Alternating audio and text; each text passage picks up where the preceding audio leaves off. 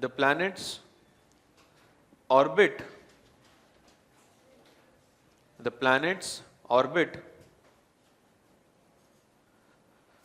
in elliptical motion. The planets orbit in elliptical motion about a stationary sun,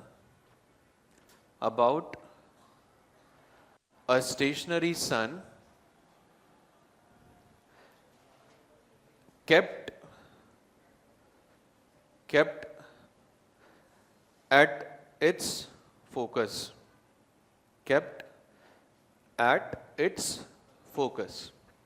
Full stop. The mass of the sun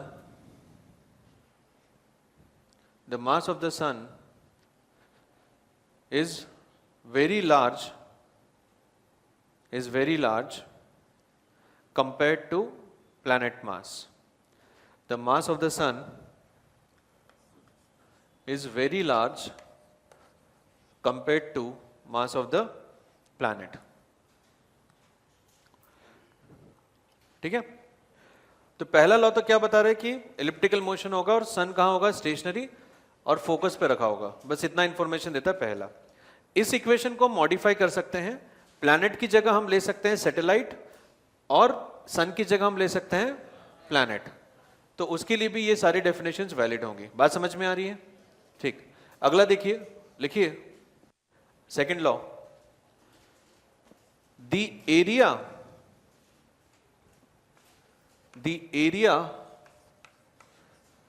swept by the position vector,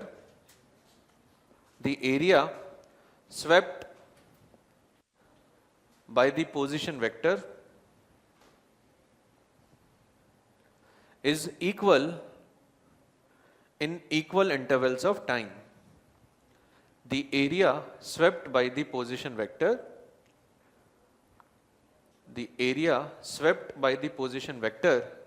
is equal in equal intervals of time.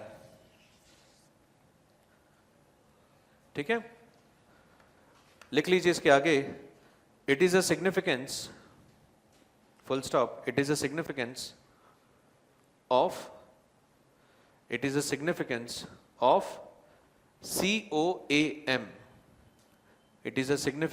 of COAM, conservation of angular momentum.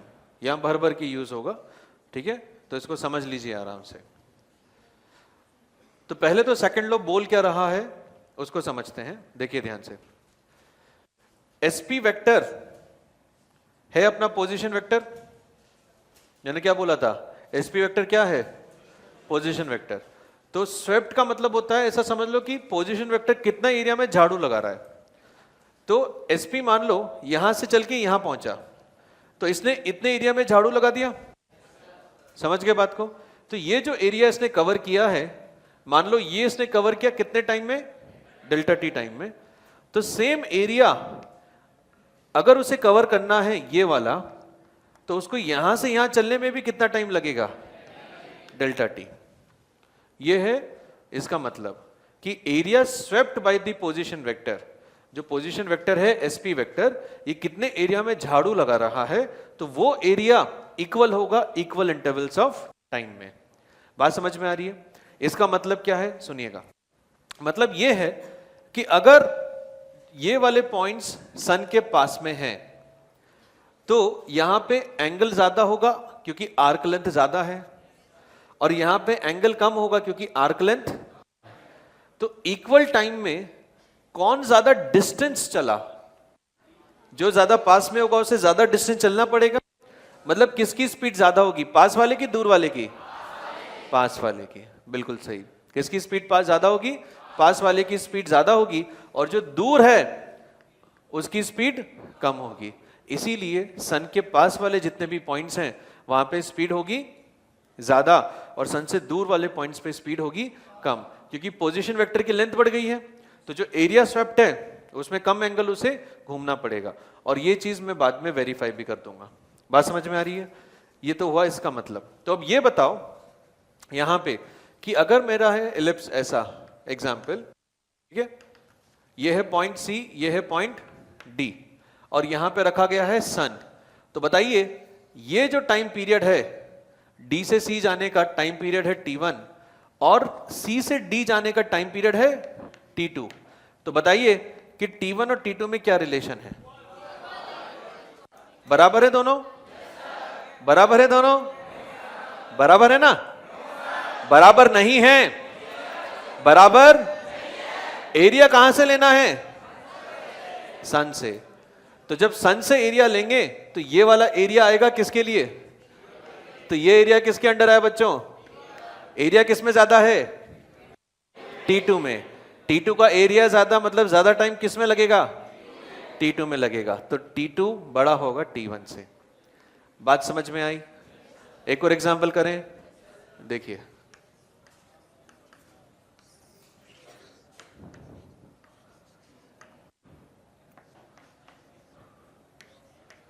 A से B जाने में time लगा T1 या T3 और B से A में जाने में लगा T4। यहां बताओ किसमें टाइम ज्यादा होगा? इक्वल होगा, क्योंकि एरिया सेम है। समझ में आया? ठीक है।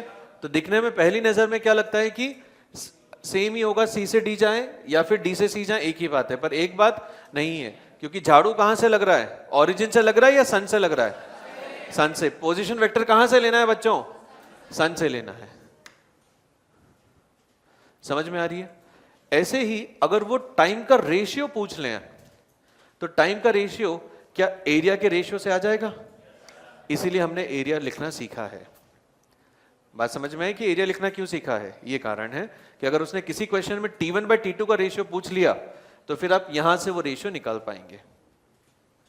ठीक है।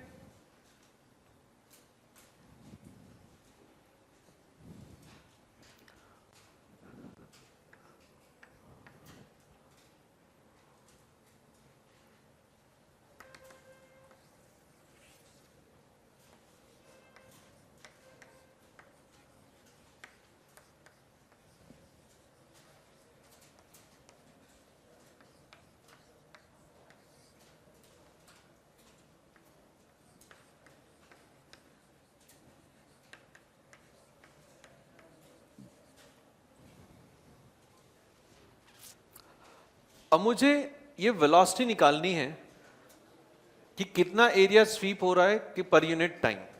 तो उसे मैं बोल रहा हूं एरियल वेलोसिटी, या उसे मैं बोल देता हूं dA/dt। ये मैं कैलकुलेट करना चाहता हूं। ठीक। तो कैलकुलेशन हम इलिप्स के लिए कर सकते हैं, पर इलिप्स में ज्योमेट्री थोड़ी सी कॉम्प्लेक्स है, तो वही कैलकुलेशन मैं किसके लिए कर रहा हूं? सर्कल के लिए। क्योंकि हर सर्कल एक इलिप्स होता है और हर इलिप्स एक सर्कल होता है? नहीं, हर सर्कल एक इलिप्स है। उसके लिए हम यहां पे ये डेफिनेशन लगा रहे हैं। तो area swept per unit time क्या होगा? dA/dt। तो समझिए, ये रहा सेंटर, ये रहा planet t is equal to 0 पे। यहां से ये घूम के बच्चों यहां तक आ गया, तो ये एंगल ये कितना चला? थीटा। तो बताइए कितना एरिया स्वीप हुआ? θr²/2। एरिया ऑफ सेक्टर नहीं आता तो बता दीजिए, बता दूंगा। देखिए बड़ा ही सिंपल है, ध्यान से सुन। देखिए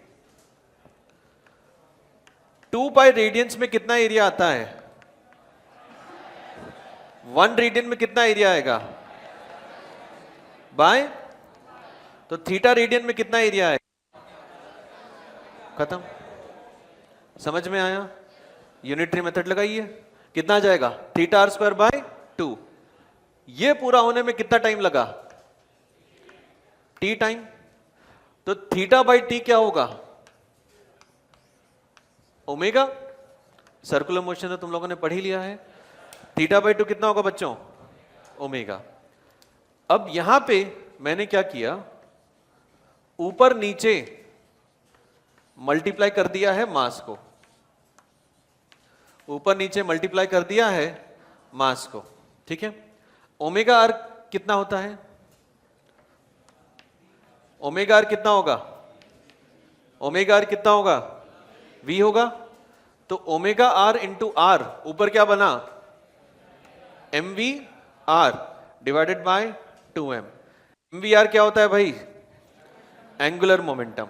ठीक है, तो जो एरियल वेलोसिटी हमने यहां पे लिखी है बच्चों, rate of change of area swept per unit time, कितना आती है ये? Angular momentum divided by 2m।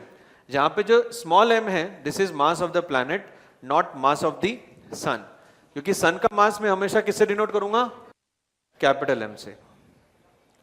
वो याद रखना है, L/2m। ठीक है, तो यहीं से आपको दिख गया कि L क्या है? Conservation of angular momentum. ठीक है, तो ये तो हमें ऑलरेडी पता था, उसने क्या नया बताया? भाई एंगुलर मोमेंटम तो कंजर्व्ड है, तो ऑलरेडी हमें पता है। ठीक है, तो केपलर ने इसमें कुछ भी नया नहीं बताया।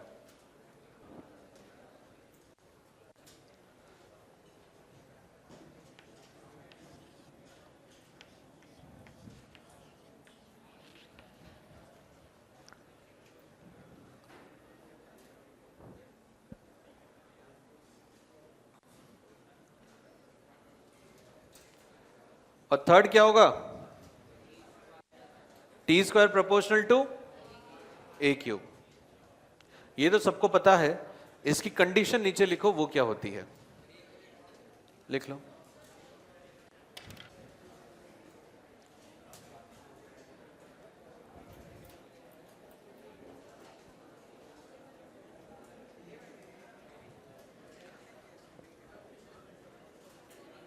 लिख लिया?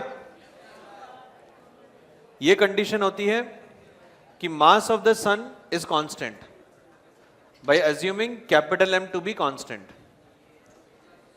by assuming capital M to be constant, by assuming capital M to be constant। ठीक है, ये बहुत जरूरी है ये वाला पार्ट लगाना, assuming capital M to be constant, क्योंकि अगर किसी क्वेश्चन में हाइपोथेटिकली उन्होंने बोल दिया कि mass of the sun is doubled, ठीक है, एनटीए है, पूछ लेगा mass of the sun is doubled, तो फिर उस केस में हम T square proportional to a cube नहीं लगा सकते हैं। बात समझ में आया? क्या लगा पाएंगे वो भी बता देंगे अगले उसमें। बात समझ में आ रही है? T square proportional to a cube कैसे होगा भाई? फॉर एग्जाम्पल देखिए, प्लूटो का जो टाइम पीरियड है, धरती को कितना टाइम लगता है? 1 साल, हाँ या ना? सूरज के अबाउट घूमने में धरती को कितना टाइम लगता है बच्चों? 1 साल। प्लूटो को लगते हैं 248 ईयर्स। सूरज का एक चक्कर काटने में, ठीक है, कितना साल लगता है भाई प्लूटो को? 248 ईयर्स का टाइम लगता है। ठीक, तो अगर आपसे पूछा जाए कि इन दोनों के बीच में प्लूटो का मेजर एक्सिस और अर्थ के मेजर एक्सिस में रेशियो क्या है, तो क्या आप बता पाएंगे? कैसे बताएंगे भाई? क्या एक ही सन के अबाउट घूमते हैं? तो m दोनों में कांस्टेंट है। अगर यही क्वेश्चन पूछा जाता कि एक प्लेनेट लिया हमने हमारे सन के लिए, एक प्लेनेट लिया किसी एंड्रोमेडा गैलेक्सी के किसी दूसरे सन के, तो उसमें फिर T square proportional to a cube लगता? नहीं लगता। बात समझ में आ रही है? तो इधर क्या होगा, कैसे लिखेंगे इसको? Time period of Pluto, time period of whole की पावर कितनी आएगी?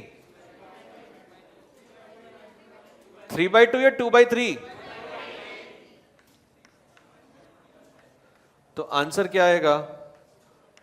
248 ईयर्स, 248 की पावर 2/3। बात समझ में आ रही है? तो प्लूटो और अर्थ में अगर आपको डिस्टेंस का एक आइडिया लेना है, इस रेशियो से आपको मिल जाएगा। ठीक है, लिख लीजिए। हाँ, क्या? नहीं, ये लॉ कहीं पे भी वैलिड है किसी भी इलिप्टिकल मोशन के लिए। फॉर एग्जाम्पल मान लीजिए या तो सन और प्लैनेट का कॉम्बो लो, और प्लैनेट और सैटेलाइट का कॉम्बो लो। आप समझ में आया? या तो इसका ले लो या फिर इसका ले लो। बात समझ में आ रही है? नहीं समझ में आया? क्या नहीं समझ में, बताओ। हाँ, सन के अब घूम रहा है प्लैनेट, या तो ये होगा, ठीक है, या फिर अभी जो हम सैटेलाइट भेजते हैं वो धरती के अबाउट घूम रही है। मून किसकी ग्रेविटी में है? अर्थ की। तो या तो प्लैनेट और मून ले लो, या फिर हम किसकी में घूम रहे हैं? सन की। तो अगर ये है कैपिटल एम तो ये होगा, ठीक, और अगर प्लैनेट है और सैटेलाइट है तो ये होगा। क्या प्लूटो और सन में, प्लूटो हो गया प्लैनेट, मतलब था प्लैनेट। क्या बोल रहा है? मून और सन, मून किसकी ग्रेविटी में डोमिनेट, मतलब डोमिनेट कर रहा है? अर्थ की। तो उसमें क्या होगा? नहीं भाई, सुनिए सुनिए, बात सुनिए। अभी तू किसकी ग्रेविटी में है? सन की ग्रेविटी से उड़ के क्यों नहीं चल रहा? क्योंकि किसकी ग्रेविटी में आप डोमिनेट, किसकी ग्रेविटी डोमिनेट कर रही है आपके ऊपर? तो हम अर्थ की ही लेंगे। बात समझ में आ रही है? ये जब भी क्वेश्चंस हम सॉल्व कर रहे हैं तो यहां पे हमारा अजम्पशन ये है कि अगर है तो आसपास और कुछ भी नहीं है, और अगर प्लैनेट और सैटेलाइट है तो आसपास और कुछ भी नहीं है। बात समझ में आ रही है? ये है अजम्पशन, ठीक है। चलिए एक और यहां पे प्ले है।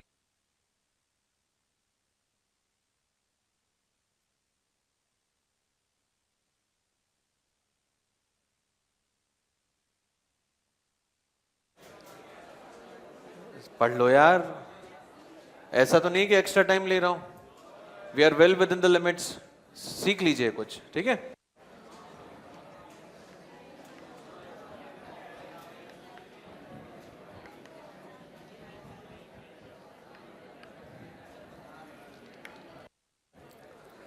अब क्वेश्चन में ये दोनों वर्ड्स भी यूज हो सकते हैं, ठीक है। इनका मतलब भी समझ लीजिए क्या है। अरे सुन लो भाई, देखिए जेई एडवांस कुछ भी नया वर्ड देने से पहले वो सोच समझ के देता है, ठीक है। पर जेई मेन में क्या होता है, वर्ड कुछ भी आ जाएगा। एक एग्जांपल मैं पहले भी दे चुका हूं, वापस बता रहा हूं। इलेक्ट्रिक फील्ड इंटेंसिटी, एक बच्चे को नहीं पता था इलेक्ट्रिक फील्ड इंटेंसिटी का क्वेश्चन, वो छोड़ के आ गया। क्वेश्चन था find the electric field intensity of a point charge at some point, JEE Main में क्वेश्चन आ गया। अब इलेक्ट्रिक फील्ड इंटेंसिटी वो डर गया, क्योंकि उससे तो इलेक्ट्रिक फील्ड पता है के क्यू बाई आर स्क्वायर होती है। इलेक्ट्रिक फील्ड इंटेंसिटी का क्वेश्चन देख के ही वो डर गया, एक 4 नंबर उसके फ्री पॉकेट में चले गए। तो कभी कभी बस शब्द के पीछे ही आपका मार्क्स चला जाएगा, आपको पता नहीं चलेगा। इसीलिए बोल रहा हूं, ये जो शब्द हैं इनके मतलब समझ लीजिए। ये शब्द आपने सुन रखे हैं पहले से ही? नहीं सुन रखे, इसलिए तो बता रहा हूं कि सुन लीजिए अभी, ठीक है। सुनिएगा, एपोजी और पेरीजी ये क्या होते हैं? एपोजी होता है पॉइंट और पेरीजी होती है नियरेस्ट पॉइंट, ठीक है। तो जो मिनिमम एसपीएम लिखते हैं, इसमें जो ये ए है, ये कौन सा पॉइंट है? पेरीजी। पी से पास में, पी से पेरीजी। तो ये जो पी है, पी स्टैंड्स फॉर पास में। नियरेस्ट पॉइंट को क्या बोलेंगे बच्चों? Perigee. Farthest point apo, opposite वाला। एपो से याद रखिए अपोजिट वाला, जो फोकस से अपोजिट पॉइंट होगा वो पॉइंट होगा फारदेस्ट। तो यहां पे बी जो है इसको क्या बोलेंगे बच्चों? एपोजी। और ये वाला पॉइंट कौन सा है? पेरीजी। बात समझ में आया? ये जो पॉइंट्स हैं ये किसी भी इलिप्टिकल मोशन के लिए ट्रू हैं। अब अगर सन की बात हो, हमारे सन की स्पेसिफिकली बात हो, तो उसमें इन्हीं क्या बोल दिया जाता है? एपीहीलियन एंड पेरीहीलियन। बात समझ में आ रही है? ठीक है, अगर हमारे सन की बात हो स्पेसिफिकली तो उसे और क्या ये बोल सकते हैं, एपीहीलियन एंड पेरीहीलियन। तो ये जो एपोजी और पेरीजी वर्ड्स हैं, they are true for any general ellipse, they are true for ellipse. और एपीहीलियन और पेरीहीलियन किसके लिए ट्रू हैं, बस हमारे सन के लिए ये ट्रू हैं। डेरिवेशन है, क्वेश्चन की तरह इसको अपन करने वाले हैं, ठीक है।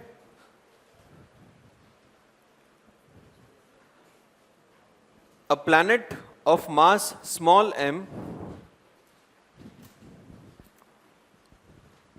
a planet of mass small m is orbiting, a planet of mass small m is orbiting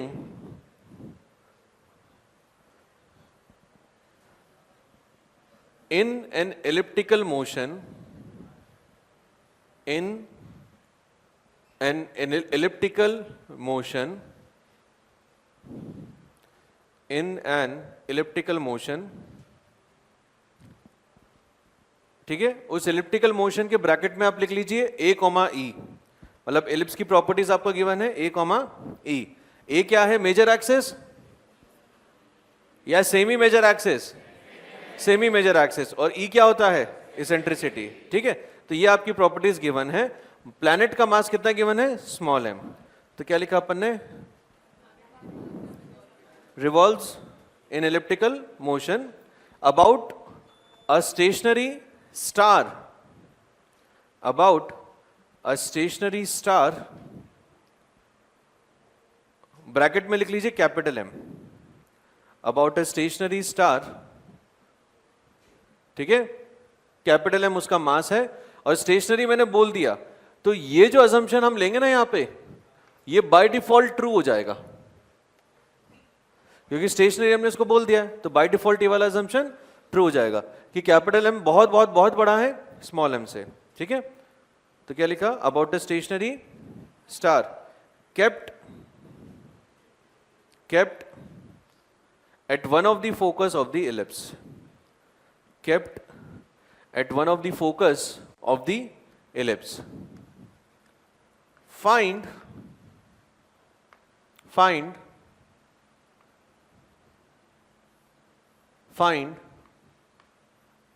velocities,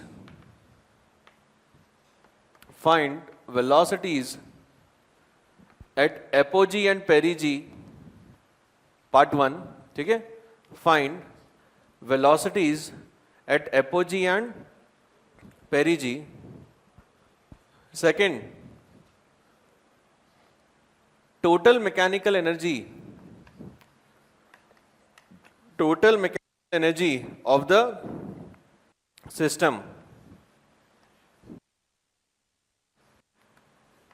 Third, angular momentum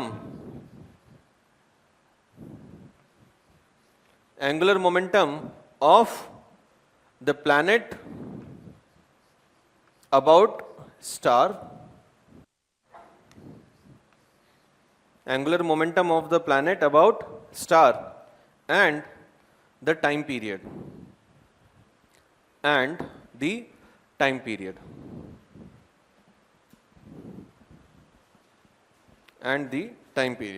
ठीक है। तो ये सारी चीजें जो है हमें यहाँ पे पता करनी है। तो शुरू करते हैं, देखिएगा ध्यान से।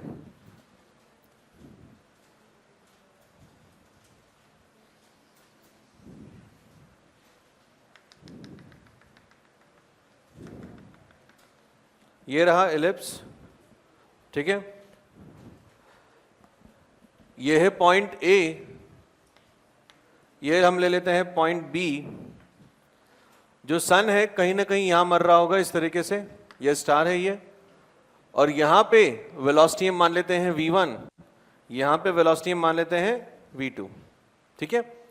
तो बताइए कि ये पॉइंट एपोजी है या पेरिजी है, ये वाला पॉइंट? कुछ नहीं है। एपोजी कौन है? एपो मतलब अपोजिट, तो स्टार के अपोजिट वाला बी, और पेरिजी में पी से पास वाला कौन है? ए। तो V1 बताना है, V2 बताना है, ठीक है। इसके बाद क्या बताना है, टोटल मैकेनिकल एनर्जी भी बतानी है। इसका मास है m और जो प्लैनेट का मास होगा वो है स्मॉल m। ज्योमेट्री एक बार देख लेते हैं। यहां से लेके ये डिस्टेंस को मैं बोल रहा हूं R2 और यहां से लेके ये वाले डिस्टेंस को मैं बोल रहा हूं R1। देख लीजिए आराम से, ठीक है। R1 का वैल्यू कितना होगा, a इंटू एम 1 माइनस ई, और R2 का वैल्यू होगा a इंटू 1 प्लस ई। ये सारी चीजें हमें पता है, ठीक है। चलिए आगे बढ़ते हैं, सॉल्व करते हैं इसको।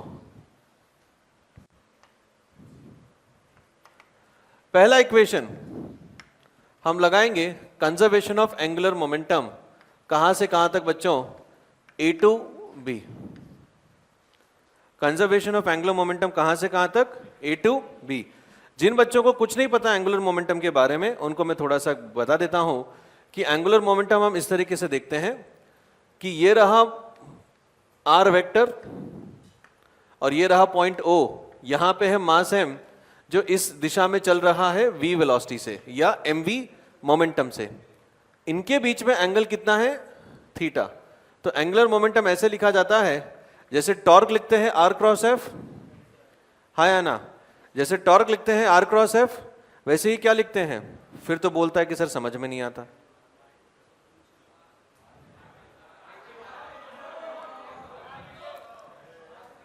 क्या है भाई, r क्रॉस mv, ठीक है। तो ये होता है r क्रॉस mv। अब जैसे उधर होता है टॉर्क r क्रॉस f, वैसे एंगुलर मोमेंटम क्या लिख देंगे बच्चों, r cross mv। r vector और मोमेंटम के बीच में एंगल कितना है, वेक्टर्स के बीच में एंगल अपन कैसे निकालते हैं, टेल ओवर टेल कॉन्फ़िगरेशन से। तो ये वाला हमें थीटा लेना है, इस थीटा को लेने की गलती मत करिएगा।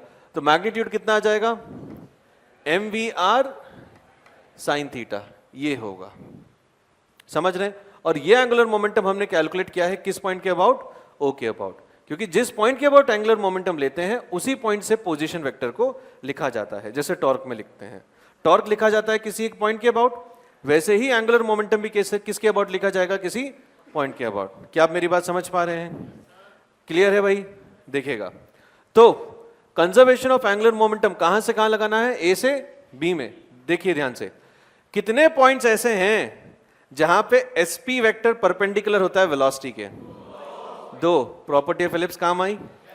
देखिएगा यहां से यहां पे जो होगा sp वेक्टर कितना एंगल बना रहा है, 90। एंगुलर मोमेंटम लिखिए इस पॉइंट पे, इसके about m v1 r1 sign 90 बराबर m r2 into v2, angle बताओ, sine 90। m v2 r2 into sine 90। समझ में आया, पक्का समझ में आया भाई, ठीक है।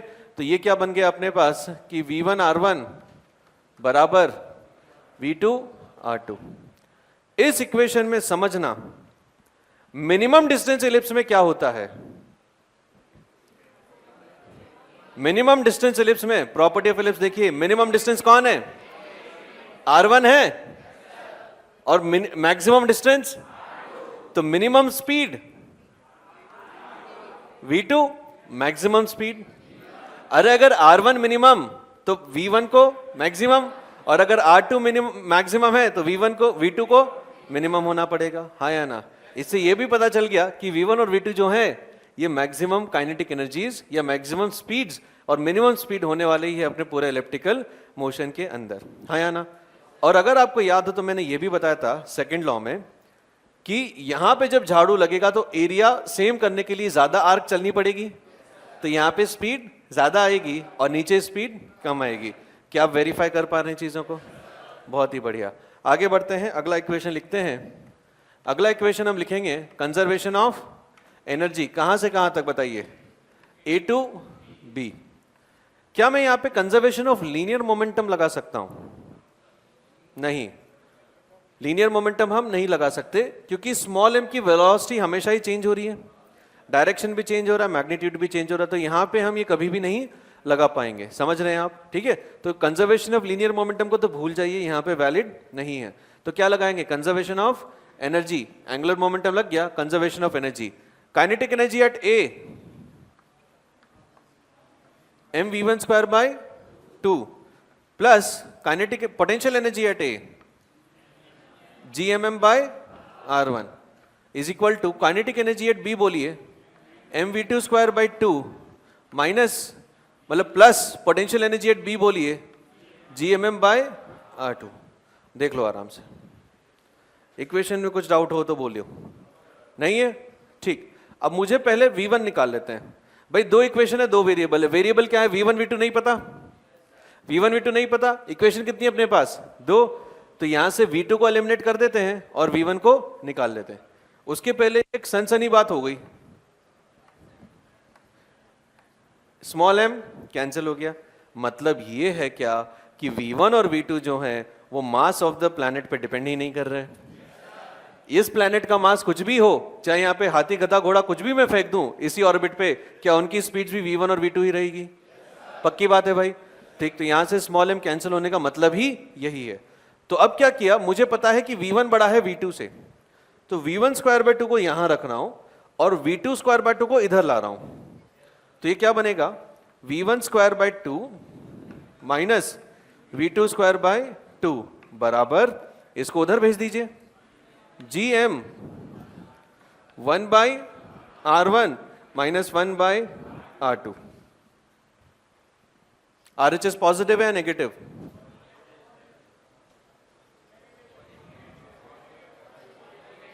पॉजिटिव है। R1 छोटा है तो 1 बाई R1 बड़ा होगा, और यहां पे V1 बड़ा है V2 से तो LHS भी पॉजिटिव। बस वेरीफाई कर रहे हैं कि अब तक जो चल रहा है सही चल रहा है। अब देखो V2 क्या है? V1 R1 by R2। तो यहां पे मैंने क्या किया, V1 स्क्वायर बाय 2 को लिया कॉमन, तो ये बन गया 1 बाय R1 बाय R2 का स्क्वायर बराबर, यहां पे मैंने क्या किया, R1 को कॉमन दिया, तो R1 को कॉमन लेने से इधर क्या बना, 1 बाय R1 बाय R2।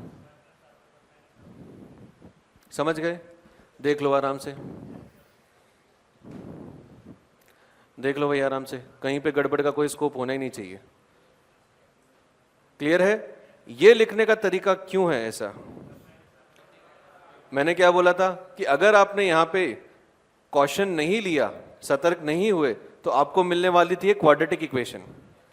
आपको आर में क्या मिलने वाली थी? एक क्वाड्रेटिक इक्वेशन। समझ रहे बात को? तो इस वजह से हमने क्या किया, ये वाला स्टेप यूज करके हम एक फैक्टर को कैंसिल करने वाले हैं। ठीक है, पर गणित में सिखाया गया होगा कि ब्लाइंडली फैक्टर्स को कैंसिल, क्योंकि एक रूट गायब हो जाता है। तो we need to make sure कि जो फैक्टर हम कैंसिल करने वाले हैं वो जीरो तो नहीं है।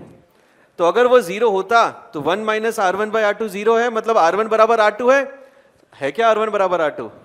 तो जो फैक्टर हम कैंसिल करने वाले हैं वो जीरो नहीं है, तो कर दीजिए आराम से। तो जैसे ही आपने कैंसिल किया, कितना बना? V1 square by 2 upon 1 plus is equal to minus GM by R1। देख लो आराम से, क्वाड्रेटिक इक्वेशन बच गई है अपनी। ठीक है, तो अब इसको सॉल्व कर लेते हैं फटाफट से। देखिएगा क्या होगा। तो V1 स्क्वायर किसके बराबर आएगा? ये आएगा 2 GM R2 by R1 upon R1 plus R2। देख लो, यही होगा? देख लीजिए आराम से, नहीं चमका तो पूछ लो।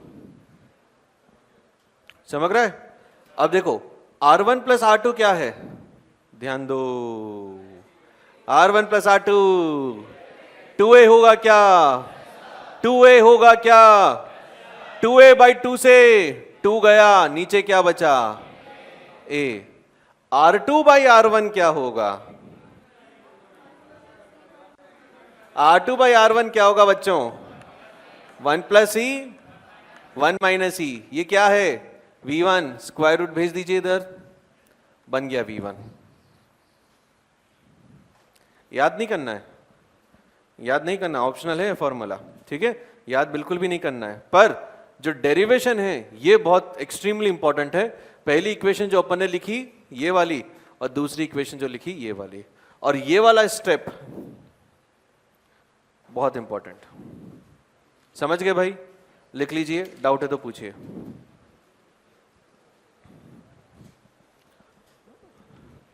और जैसे ही V1 आ जाए V2 भी यहां लिख देना,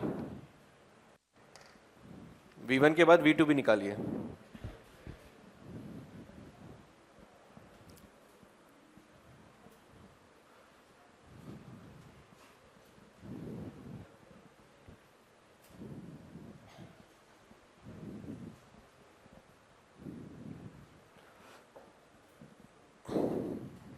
अब समझ में आया? अगर प्रॉपर्टीज ऑफ फिलिप्स आपको नहीं पढ़ा था तो ये डेरिवेशन आपको बिल्कुल भी नहीं चमकती, ठीक है? इसलिए वो जरूरी था।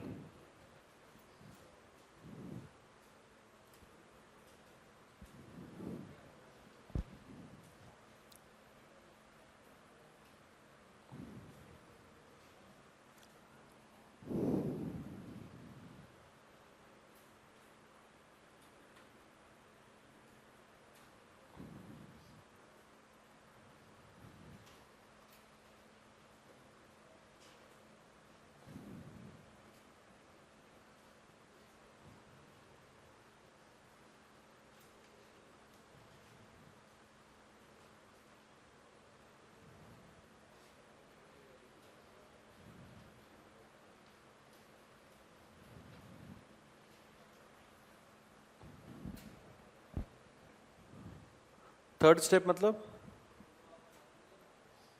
ये कॉमन लिया था जो, अरे डाल के तो देख एक बार, V2 को डाल के देख, V1 R1 बाई R2 यहां से लिया है, V2 को एलिमिनेट कर दिया अपन ने और फिर V1 स्क्वायर कॉमन ले लिया। एक बार करके देखो आप, पूछिए भाई, डाउट पूछिए। प्लस माइनस में या कहीं पे भी एंगल में कैसा भी डाउट है पूछ लीजिए, क्योंकि ये इक्वेशंस आपको खुद से लिखनी है, ठीक है? तो हर एक प्लस माइनस को चेक करिए भाई। क्यों है? क्योंकि ग्रेविटेशनल फोर्स एक सेंट्रल फोर्स है, बस यही है। ग्रेविटेशनल फोर्स एक सेंट्रल फोर्स है, तो उसकी वजह से टॉर्क कितना आएगा? जीरो ही आएगा ना, और टॉर्क जीरो है तो एंगुलर मोमेंटम कंजर्व्ड है। देख लो यहां से, टॉर्क क्या होता है भाई? R cross F।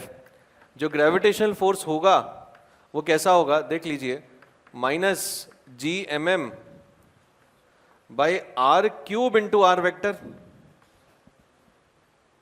ये तो पूरा मैग्नीट्यूड है, R क्रॉस R क्या बनेगा? जीरो, ठीक है? और जो टॉर्क होता है इसी को अपन क्या लिखते हैं? DL vector by DT।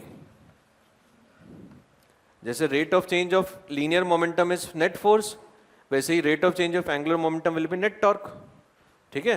तो टॉर्क अगर आ गया जीरो तो rate of change of angular momentum zero, मतलब एंगुलर मोमेंटम कंजर्व्ड है, ठीक है? पूछ लीजिए आगे।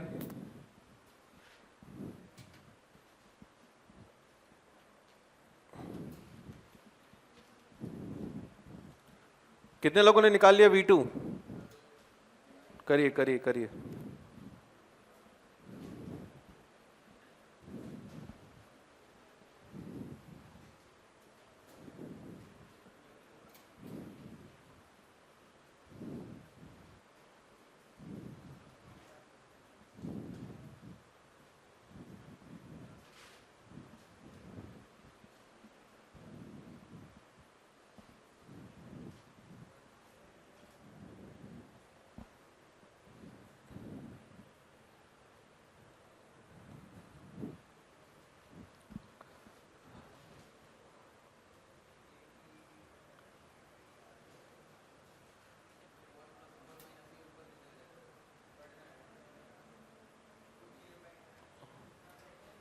ऊपर नीचे होगा, पूरा ही कट जाएगा? ऊपर नीचे होगा भाई।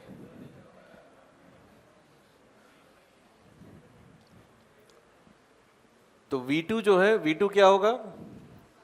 V1 R1 by R2। R1 by R2 का रेशियो अपने को पता है कितना होगा? 1 प्लस ई अपॉन, तो वहीं से ही आ जाएगा, तो ये बनेगा root GM by A 1 minus e upon 1 plus e, ठीक है? तो वेलोसिटी हमें मिल गई है।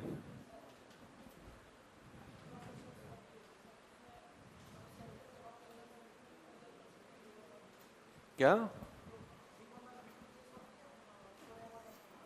बाइनरी स्टार सिस्टम में वहां पे भी एंगुलर मोमेंटम कंजर्व्ड है? नहीं, आप जो बोल रहे हो वो अलग चीज है। आप ये बोल रहे हो कि आपने इसका एंड इसका एंगुलर मोमेंटम इक्वल कर दिया आपस में। इक्वल नहीं है, इन दोनों का मिला के कंजर्व्ड है। एंगुलर मोमेंटम इनका इक्वल नहीं है, इनका मिला के एंगुलर मोमेंटम क्या है? कंजर्व्ड है। बात समझ में आ रही है क्या हुआ? पक्का? ठीक।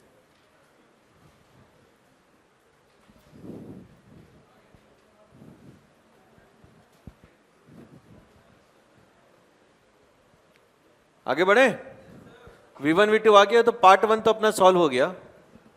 अब पार्ट 2 बताइए। पार्ट 2 बताइए भाई।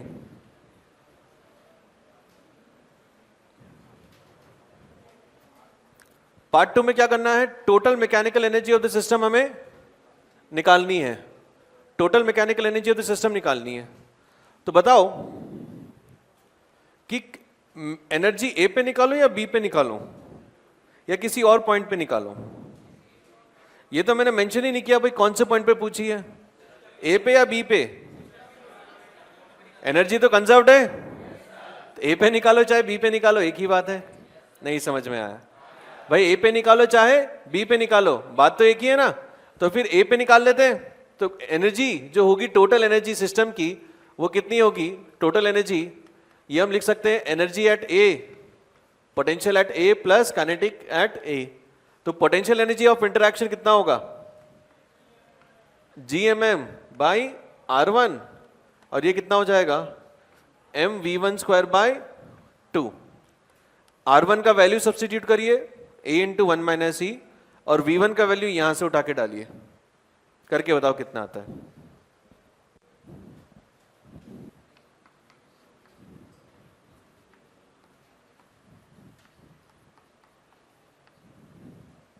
फ्री कोई नहीं बैठेगा भाई, पेन चलते रहना चाहिए, दिमाग चलते रहना चाहिए।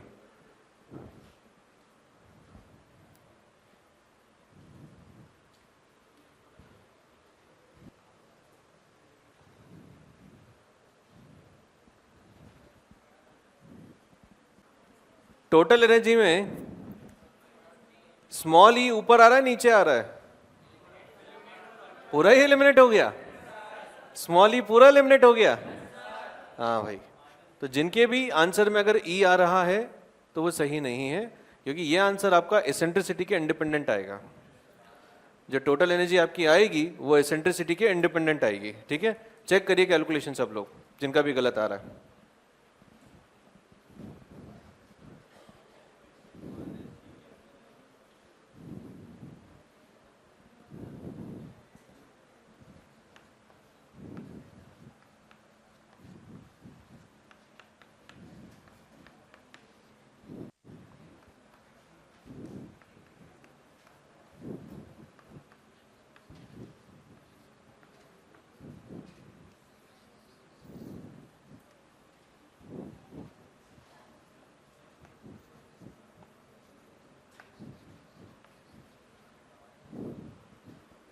तारे सितारे चिपका लेना भाई फॉर्मूले पे। ठीक है, टोटल एनर्जी कितनी आ रही है? Minus GMM by 2A। ठीक, तो पहला तो आप ये लिख लीजिए कि it is independent of eccentricity. जो टोटल एनर्जी अपना आ रहा है सिस्टम का वो कैसा है? एसेंट्रिसिटी के इंडिपेंडेंट है। लिख लीजिए भाई, चेक कर लेना ये एसेंट्रिसिटी के इंडिपेंडेंट आ रहा है, फिर से बोल रहा हूं। ठीक है, बहुत ही सिंपल कैलकुलेशन है, एरर का कहीं स्कोप नहीं होना चाहिए। तो जो टोटल एनर्जी आ रहा है वो कितना आएगा? Minus GMM by 2A, independent of eccentricity. कितने लोगों को आ गया ये फॉर्मूला? चलिए बहुत ही बढ़िया। ठीक, ठीक है, इंडिपेंडेंट ऑफ एसेंट्रिसिटी। दूसरा जो हमने ये लिया है कि this formula is derived by assuming potential energy zero at infinity। वो तो मानना ही पड़ेगा। ठीक है, तो ये फॉर्मूला कब वैलिड होगा? U infinity 0 हो जाए। ठीक है। नेक्स्ट पॉइंट यहां पे जो है वो आपको क्या याद रखना है कि टोटल एनर्जी कैसी होती है, minus G into sun mass into planet mass divided by क्या आएगा भैया डिनोमिनेटर में, मेजर एक्सिस। ये फॉर्मूला पहले भी बताया जा चुका है आपको, भूल गए तुम तो यार, सब नहीं बताया पहले। ऑर्बिट की टोटल एनर्जी लिखी थी, वहां पे क्या बोला था, ये फॉर्मूला सर्कल के लिए नहीं एलिप्स में भी वैलिड होगा, प्रूव कर लिया अपन ने। ठीक है, बहुत इंपॉर्टेंट फॉर्मूला, बहुत ही अलग अलग तरीके से लग सकता है। ठीक है, एक दो एग्जाम्पल अपन देखेंगे जहां पे अगर किस्मत अच्छी हुई तो ये पूरी कैलकुलेशन जो है स्किप कर सकते हैं। ठीक है, ये पूरा कैलकुलेशन अपन स्किप कर देंगे और यहां से अपन आंसर निकाल लेंगे। ठीक है, तो इसको अच्छे से समझ लीजिए। क्लियर हो गया भाई? ठीक, जो टोटल एनर्जी है वो तो मास ऑफ द प्लैनेट पे भी डिपेंड कर रही है, करनी भी चाहिए। काइनेटिक एनर्जी में तो मास आएगा ही, पोटेंशियल एनर्जी में मास आएगा, तो यहां पे स्मॉल एम पे भी जो है आपकी एनर्जी डिपेंडेंट है। ठीक, आगे बढ़ते हैं। फोर्थ में हमें क्या लिखना है अब, एंगुलर मोमेंटम। अपन तो स्टेप बाय स्टेप चल रहे हैं, 1 2 3 4। ठीक है, अरे वो तो निकालना ही है, निकाल लेंगे उधर, कोई दिक्कत नहीं है, या तो इसको ABCD डाल लो। ठीक, फोर्थ में अब क्या निकालना है भाई, एंगुलर मोमेंटम। तो बताइए क्या होगा एंगुलर मोमेंटम, इतना तो अब आपको करना चाहिए। एंगुलर मोमेंटम, अरे यार किस पॉइंट पे पूछूं, A या B पे? सब जगह सेम ही रहेगा, तो ये मेंशन करने की जरूरत तक नहीं है। ठीक है, करके बताइए।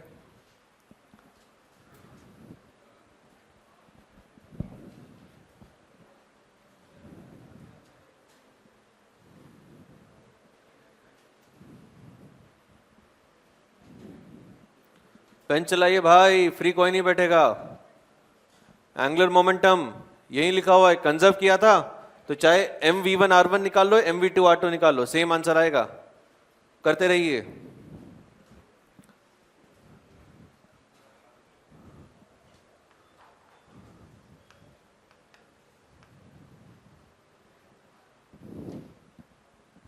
v1 आपके सामने है, r1 आपके सामने है।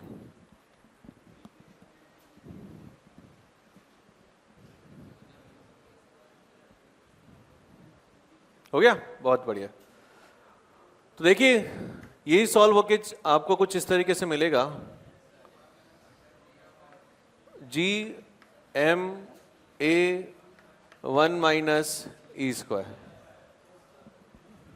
ठीक है, ये होगा एंगुलर मोमेंटम। बस V1 लिखना है, R1 लिखना है, मल्टीप्लाई कर दीजिए, बढ़िया जो है आपको ये मिल जाएगा।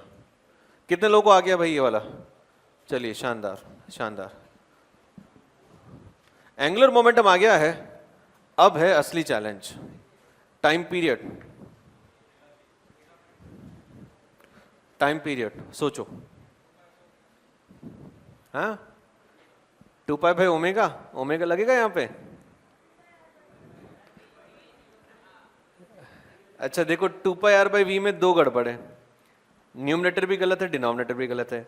2 पाई r में वो सर्कल का होता है पेरीमीटर, एलिप्स का पेरीमीटर हमें आता ही नहीं अभी। तो आता है क्या?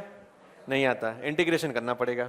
ठीक है, दूसरी बात, पूरे अगर आप 2 पाई r बाई वी कर रहे हैं तो आप ये मान रहे हैं कि थ्रू आउट वो v स्पीड से चल रहा है, तो वो भी गलत है। ठीक है, यहाँ पे हर पॉइंट पे स्पीड चेंज हो रही है। क्या हर पॉइंट पे सन से डिस्टेंस चेंज होगा? अगर डिस्टेंस चेंज होगा तो पोटेंशियल एनर्जी चेंज होगी, और सम का टोटल एनर्जी कांस्टेंट है, तो पोटेंशियल चेंज होगी तो काइनेटिक भी चेंज होगी। कहीं पे पोटेंशियल कम तो कहीं पे पोटेंशियल ज्यादा, इस तरीके से थ्रू आउट द मोशन इनके बीच में एनर्जी एक्सचेंज होती रहेगी। समझ में आ रहा है? तो यहाँ पे 2 पाई r बाई वी नहीं लगेगा। अगर मैं आपको फॉर्मूला बता भी दूं इलिप्स के पेरीमीटर का, वो भी आपको हेल्प नहीं करने वाला है। सोचिए, बढ़िया है, एकदम बढ़िया शानदार दिमाग लगेगा इसमें, बहुत सिंपल और शानदार। हाँ हाँ हाँ, खत्म, लग गया दिमाग। ठीक है, फिर भी मौका देता हूं 1 मिनट का, सोच के देखिए, सोच के देखिए भाई। बहुत ही सिंपल, बहुत ही मजेदार। आप सोचेंगे तो मैं ही कर लेता, टाइम दे रहा हूं, कर लीजिए। हाँ, यूज करो, जो भी इंफॉर्मेशन आपको दी गई है वहीं से सॉल्व होगा।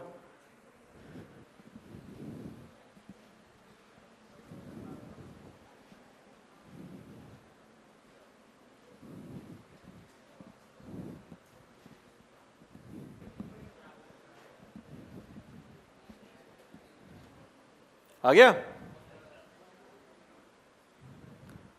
चलिए बताता हूं क्या होगा।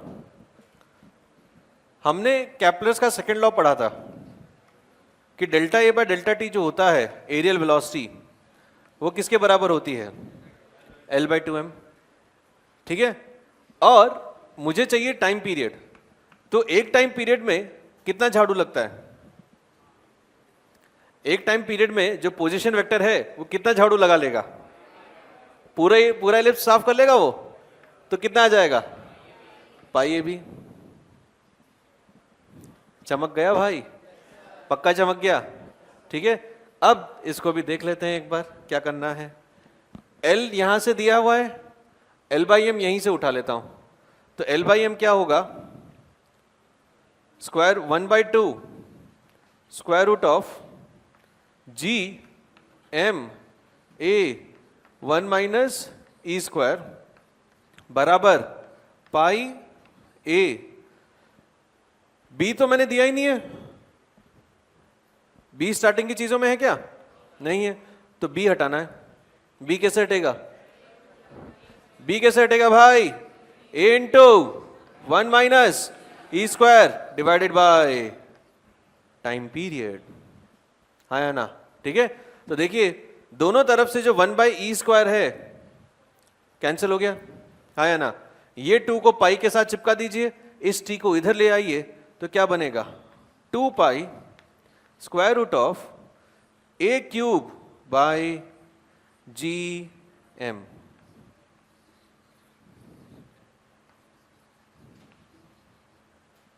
आ गया, t² प्रोपोर्शनल टू a³।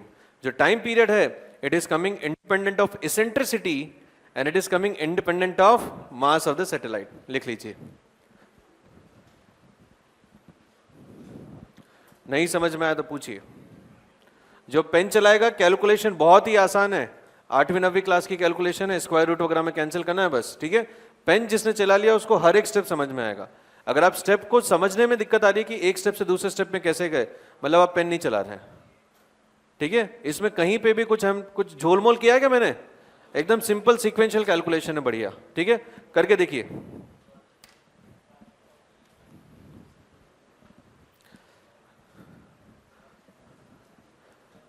हाँ, कौन पूछ रहा है? क्या? मेरे पास तो नहीं है। इससे सिंपल और क्या चाहिए? बिना इंटीग्रेशन क्या आ रहा है? बिना इंटीग्रेशन क्या आ रहा है? इससे सिंपल और क्या ही लगेगा?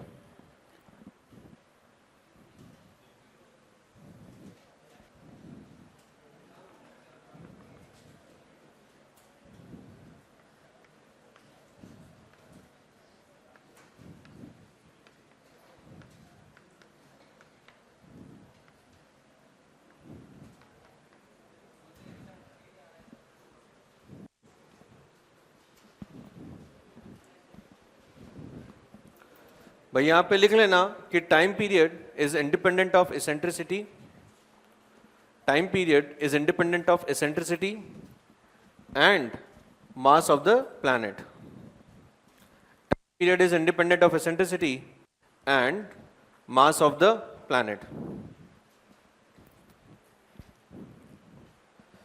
जो डेरिवेशन हमने किए ना बच्चों, ये खुद में ही एक क्वेश्चन है। ठीक है, तो डेरिवेशन को डेरिवेशन की तरह मत लीजिएगा, इसे क्वेश्चन लीजिए कि जितने भी क्वेश्चन आप सॉल्व करेंगे कैपलर्स में, ये सारे स्टेप्स आपको वापस लिखने ही पड़ेंगे। बात समझ में आ रही है? ठीक है, लिख लो। हाँ, नहीं कर सकते। हाँ, किसको? नेट फोर्स उस पर 0 होना चाहिए। तुमने मान लिया कि मास और स्मॉल m को सिस्टम मान लिया। ठीक है, अब उसमें तुम ये बोलोगे सर मोमेंटम कंजर्व्ड ही नहीं है।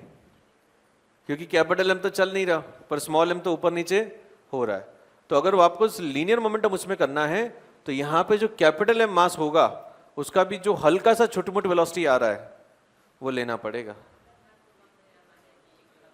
रेस्ट पे है ना, पर अगर आपको COLM लगाना है तो फिर आप तो बोलोगे कि इसका मोमेंटम तो कंजर्व ही नहीं है, यही बोलेगा ना, तो नहीं है ना, तो फिर उसमें इसका भी मोशन लेना पड़ेगा तब जाके निकलेगा।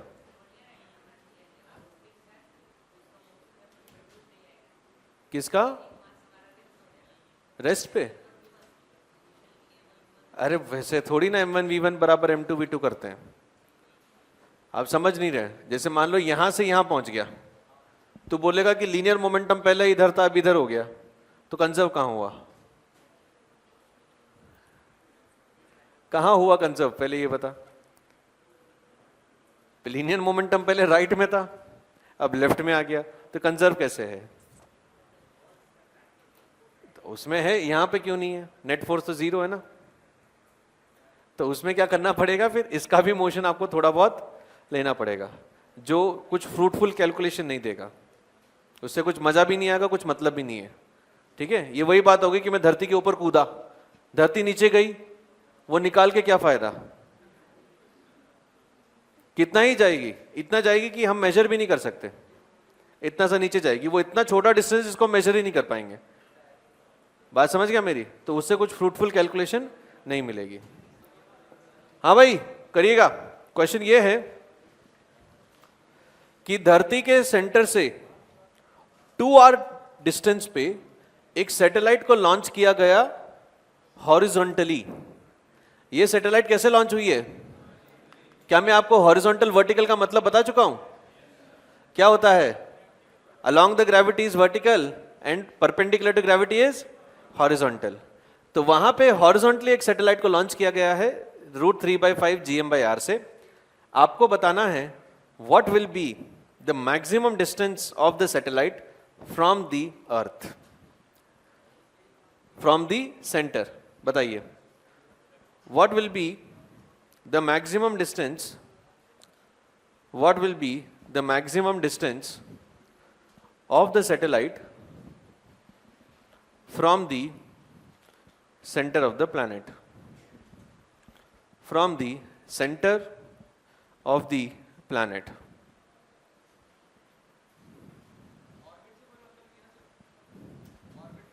तुम बताओ ऑर्बिट करेगा नहीं करेगा? अब ये भी तुम्हें ही बताना है। चलो देख लेते हैं, ये जो वेलोसिटी है क्या ये सर्कुलर ऑर्बिट करेगा? सर्कुलर ऑर्बिट के लिए कितना होना चाहिए था ऑर्बिटल वेलोसिटी? √GM/ छोटा r। छोटा r कितना है यहाँ पे? तो ये ऑर्बिटल वेलोसिटी के तो बराबर नहीं है। एस्केप वेलोसिटी भी मैंने तुमसे कैलकुलेट कराई थी कि √2 टाइम्स होती है, ये उसके बराबर भी, उससे बड़ी है या उससे छोटी है? छोटी है, मतलब एस्केप तो मतलब मोशन कैसा होगा? बाउंड। और अगर मोशन हुआ बाउंड तो आप निकालेंगे मैक्सिमम डिस्टेंस। समझ में आया? ये सब चीजें तो आपको सोचनी है क्वेश्चन देख के। ठीक है, करके बताइए।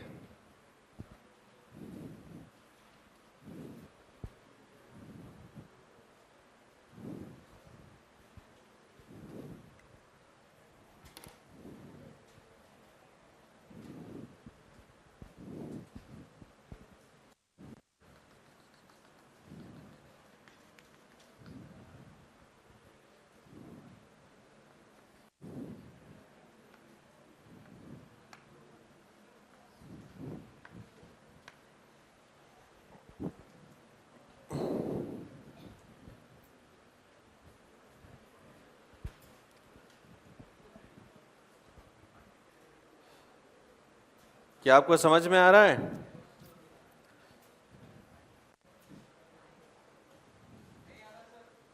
नहीं आया? क्या नहीं आया भाई? केपलर का पहला लॉ ही क्या है? तो इलिप्टिकल करेगा। हाँ, तो इलिप्स कर रहा है। अब ये तुम बताओ कि ये भागेगा क्यों नहीं? तो मैंने आपसे पूछ लिया कि भाई ऑर्बिटल वेलोसिटी सर्कुलर करेगा नहीं करेगा? सर्कुलर करता तो कितनी स्पीड चाहिए थी? √GM/2R। उतनी तो नहीं है। अगर एस्केप कर जाएगा तो कितनी स्पीड चाहिए होती? GM बाय R इतनी चाहिए होती, पर ये तो उससे भी कम है, तो एस्केप भी नहीं करेगा, एस्केप भी नहीं कर रहा, सर्कल भी नहीं कर रहा, तो क्या करेगा बताओ फिर? इलिप्स ही करेगा। समझ रहे बात को? ये सब आपको सोचना है, ठीक है? इसीलिए सारे ऑर्बिटल और इनकी √2 वाला पहले ही प्रूव करा चुका हूं मैं, क्योंकि यहां पे काम लगता है, ठीक है, वेरीफाई करने के लिए। चलिए मैं बताता हूं, दो मेथड आपको देता हूं। मेथड नंबर 1, मेथड नंबर 1 देख लीजिए बच्चों। इस स्पीड को मैंने माना v1, तो यहां पे स्पीड क्या मानूंगा? v2। पहले तो इलिप्स की प्रॉपर्टी यूज करके हमें यह बता लगाना है कि मैक्सिमम डिस्टेंस का मतलब क्या पूछ रहा है वो, एपोजी। दिमाग लगाओ, मैक्सिमम डिस्टेंस का मतलब वो क्या पूछ रहा है? एपोजी, ठीक है? और एपोजी पे वेलोसिटी किसके परपेंडिकुलर होती है? एसपी वेक्टर के। और ऐसे कितने पॉइंट्स होते हैं? दूसरा पॉइंट कहां होता है? पेरिजी पे भी वेलोसिटी परपेंडिकुलर होती है पोजीशन वेक्टर के। तो जैसे ही ये बोला गया कि इट इज थ्रोन हॉरिजॉन्टली, आपको तो मजा आ जाना चाहिए। मजा क्यों आएगा? क्योंकि ये पॉइंट या तो एपोजी है या पेरिजी है। नहीं समझ में आया? जैसे ही तुमने देखा कि पोजीशन वेक्टर जो है वेलोसिटी के परपेंडिकुलर है, आपको इलिप्स की प्रॉपर्टी याद आई कि भैया दो ही पॉइंट ऐसे होते हैं, या तो वो एपोजी होगा या फिर पेरिजी होगा। तो ऊपर वाला पॉइंट जो दिया गया है, क्वेश्चन क्या पूछ रहा है? Maximum distance. तो ये कौन सा डिस्टेंस होगा? मिनिमम होगा। अरे यार, हाँ या ना? कौन सा डिस्टेंस होगा? मिनिमम। तो ये कौन सा पॉइंट है? पेरिजी। और क्या पूछा गया है? एपोजी। समझ गए क्या? ठीक है, तो देखिए मेथड 1 में पहली इक्वेशन लगाएंगे कंजर्वेशन ऑफ एंगुलर मोमेंटम, दूसरी इक्वेशन लगाएंगे कंजर्वेशन ऑफ एनर्जी। एग्जैक्टली यही स्टेप्स फॉलो करिए। R1 R2 का एक फैक्टर को उड़ा दीजिए, R2 का वैल्यू आ जाएगा, क्योंकि R1 कितना है? 2R। हाँ या ना? R1 कितना है? 2R। हमें निकालना क्या है? R2। तो मेथड 1 सबको क्लियर है क्या? हाँ या ना? लेंदी जाएगा, पर आंसर जो है बढ़िया शानदार आंसर आपको मिल जाएगा। ठीक है, किसने किया हो तो बता दो। नहीं किया, ठीक। मेथड 2 सुनिए, मेथड 2 सुनिए ध्यान से। मुझे इस पॉइंट पे स्पीड भी पता है, पोजीशन भी पता है। अगर मुझे स्पीड पता है, अगर मुझे पोजीशन पता है, इसका मतलब मुझे वहां पे kinetic energy plus total energy, potential energy पता है। तो मैं टोटल एनर्जी यहां लिख लेता हूं। काइनेटिक एनर्जी कितनी होगी? ये आ गई, आया ना? और वहां पे पोटेंशियल एनर्जी कितना है? GMM/2R। देख लीजिए, देख लीजिए आराम से।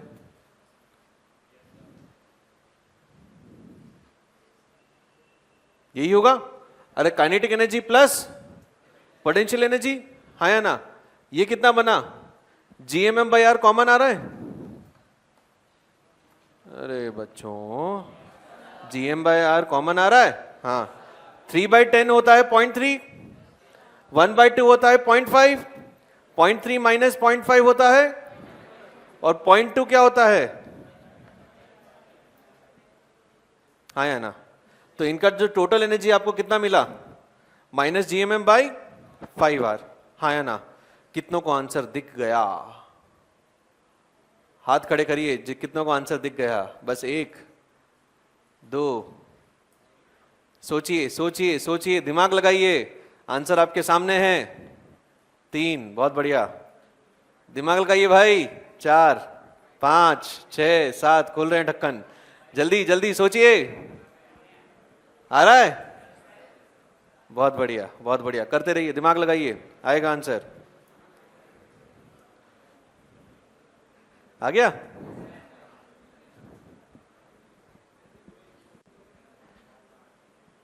बता दूं?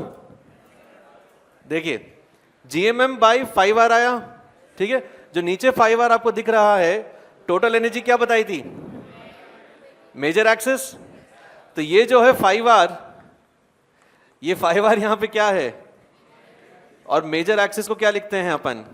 2A, which is R1 plus R2। R1 कितना है? 2R। तो R2 कितना आएगा? 3R। अब हो गया आंसर। हाँ या ना? मैंने क्या बोला था आपसे कि अगर ये जो फॉर्मूला है इसको ढंग से लगाना सीख लिया तो ये जो है आपकी ये वाली कैलकुलेशन बचा देगा।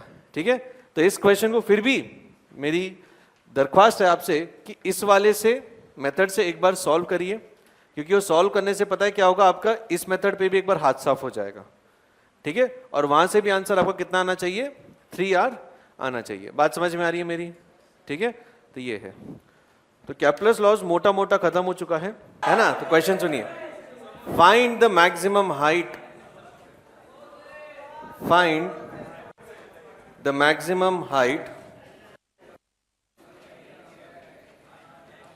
find the maximum height gained by the particle, find the maximum height gained by the particle। ठीक है, तो मैक्सिमम हाइट का मतलब यहां से अगर इसको ऐसे कर दिया जाए तो इस पॉइंट पे जो वेलोसिटी होगी वो इस के टेंजेंट हो जाएगी या फिर हॉरिजॉन्टल हो जाएगी। ठीक है, क्योंकि मैक्सिमम हाइट का मतलब समझना क्या होता है, क्या ये जो मोशन है बच्चों ये एलिप्टिकल मोशन होगा, हाँ या ना? क्या ये मोशन एलिप्टिकल होगा? क्यों? या पैराबोलिक होगा? भाई अगर आपको क्वेश्चन ऐसा पूछा जाए, सुनिएगा ध्यान से, अगर आपको क्वेश्चन ऐसा पूछा जाए, a particle is launched at this speed at an angle of 60 degrees from horizontal, find the maximum height, और आपको डायग्राम नहीं दिया गया है, तो आप कैसे पता लगाएंगे कि ये काइनेमेटिक्स वाला क्वेश्चन है या फिर ग्रेविटेशन वाला क्वेश्चन है? स्पीड देख के, क्योंकि इसके बारे में मैं पहले भी चर्चा कर चुका हूं। बात याद है? एक पार्टिकल को ऊपर फेंका था, मैक्सिमम हाइट हमने निकाली थी, तो यहां पे भी जो स्पीड आप देखो किसके प्रोपोर्शन में है, किसके कंपैरिजन में है, √gm/r के कंपैरिजन में है। इसका मतलब हम यहाँ पे यूनिफॉर्म ग्रेविटी नहीं मान सकते। बात समझ में आ रही है? हम यहाँ पे यूनिफॉर्म ग्रेविटी नहीं मान सकते, तो फिर क्या मानेंगे बताइए? क्या करेंगे भाई? देखिएगा, ये जो मोशन होगा, पहली बात तो ये समझ लो कि ये मोशन कैसा होगा, इलिप्टिकल होगा। अगर मोशन इलिप्टिकल है तो इसका जो फोकस है वो कहां पे होगा, एट दी अर्थ सेंटर।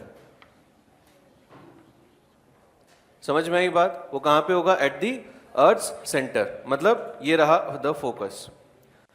अब ये और ये हमें निकालना है मैक्सिमम डिस्टेंस। देखिए, अगर ये जो स्मॉल r होगा वही क्या होगा, कैपिटल R+h होगा, और वही जो है स्मॉल h हमारा मैक्सिमम होगा। ठीक, तो ये बताइएगा, अगर ये स्मॉल r मैक्सिमम है तो ये पॉइंट कौन सा होगा?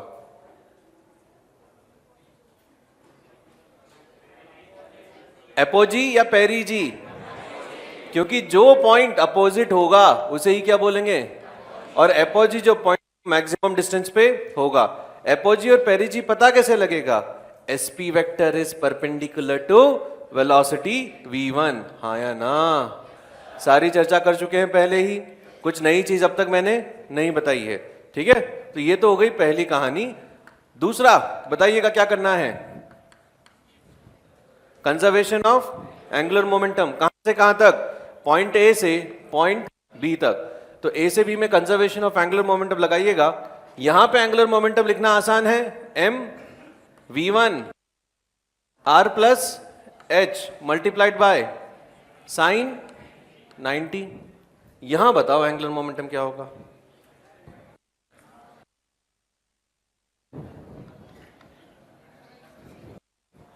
एंगुलर मोमेंटम को क्या इस तरीके से लिख सकते हैं, mv परपेंडिकुलर r, कैसे लिख सकते हो, mv इंटू r परपेंडिकुलर। दोनों फॉर्मूले सही है। यहां पे कौन सा सूटेबल होगा, mv परपेंडिकुलर।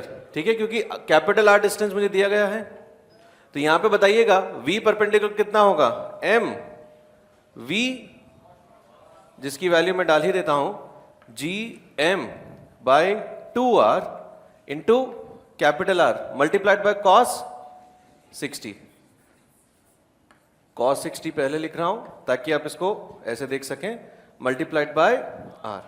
देख लीजिए आराम से, देख लीजिए आराम से। एंगुलर मोमेंटम किस पॉइंट के बराबर लिखा है बच्चों, सेंटर, क्योंकि जो mg लग रहा होगा, जो ग्रेविटेशनल फोर्स लग रहा है, वो कहाँ लग रहा है? टुवर्ड्स दी सेंटर लग रहा है। ठीक है, इस इक्वेशन में कोई दुख या दर्द हो तो बता दीजिए। नहीं है तो इसको थोड़ा और सिंप्लीफाई करके लिख देता हूं, ये होगी v1 r प्लस एच। ठीक है, और इधर से r को भी डिवाइड कर ही देते हैं, तो ये हो जाएगा ऐसा, और इधर क्या होगा? रूट gm बाय 8r कर दें उसको, cos 60 को भी अंदर ही डाल दिया तो फिर 8r हो गया। तो ये आपको जो है बच्चों मिल गया है फॉर्मूला। ठीक, कोई दिक्कत? पक्का? चलिए अगला इक्वेशन बताइए, अगला इक्वेशन बताइए क्या करना है? कंजर्वेशन ऑफ एनर्जी, बिल्कुल सही। तो इनिशियल काइनेटिक एनर्जी होगी m/2 g m/2r माइनस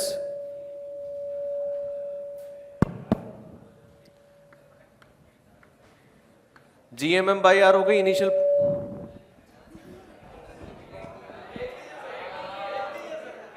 फेंक दो।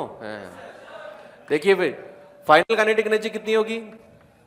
m/2 v1 square minus GMM upon r plus h। बात समझ में आ रही है? ठीक है, ये हो गए दो इक्वेशन। वेरिएबल कितने हैं? v1 नहीं पता और h नहीं पता। इन दोनों इक्वेशन को सॉल्व करिए, बड़े आराम से आपको क्या मिल जाएगा बच्चों? स्मॉल h की वैल्यू मिल जाएगी। कोई दुख है, दर्द बताइए, हो जाएगा सॉल्व? कर पाएंगे आप लोग? ठीक है, तो यहां से जो है आप h का वैल्यू निकालिएगा और वही आपका आंसर होगा। क्लियर है? ठीक, लिख लीजिए इसको।